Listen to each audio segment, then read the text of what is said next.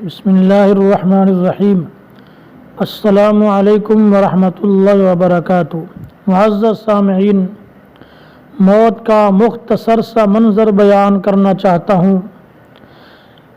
جب کسی گھر میں کوئی شخص مر جاتا ہے، اس کے دوست و احباب، اس کے گھر والے، اس کے خاندان والے رو رہے ہوتے ہیں۔ فرشتہ آ کر کہتا ہے، اے رونے والوں، کیوں رو رہے ہو؟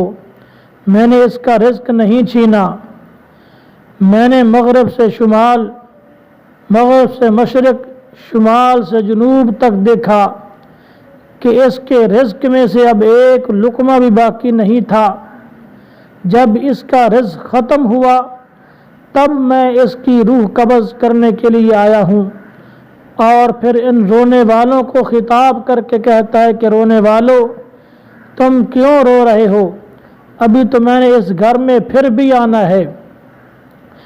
اور پھر کہتا ہے کہ روئے زمین پر جتنے بھی بسنے والے انسان ہیں، کوئی شخص مجھ سے چھپا ہوا نہیں ہے، بلکہ میں دھرتی پر رہنے والے ہر شخص کو ایک دن میں 5 مرتبہ دیکھتا ہوں۔ تو یہ موت یقینی ہے۔ جب انسان دنیا فانی سے رخصت ہو جاتا ہے اور اس کی میت کو لوگ کندھوں پہ اٹھا کر قبرستان کی طرف لے کر جا رہے ہوتے ہیں، تو اگر میت نیک ہو تو وہ پکار پکار کر کہتی ہے کہ مجھے جلدی قبرستان کی طرف لے جاؤ، مجھے جلدی قبرستان کی طرف لے جاؤ، کیونکہ اس کو کسی قسم کا خطرہ نہیں ہوتا۔ وہ اللہ سے ملاقات کا شوق رکھتا ہے۔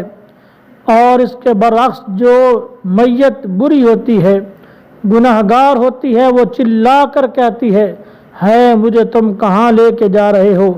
ہے مجھے تم کہاں لے کے جا رہے ہو؟ لیکن مرنے کے بعد یا تو جنت ہے یا جہنم ہے، تیسرا کوئی راستہ نہیں۔ لہذا ہر شخص کے اختیار میں ہے کہ یا تو اپنی اس زندگی میں رہ کر آخرت کو جنت بنا لو یا جہنم بنا لو، ہر ایک کے اختیار میں ہے۔ اللہ تبارک و تعالی سے دعا ہے کہ نیک اعمال کی توفیق نصیب فرمائے، ہر شخص کی، ہر مسلمان کی قبر اور آخرت کو اچھا فرمائے۔ وما علینا الا البلاغ۔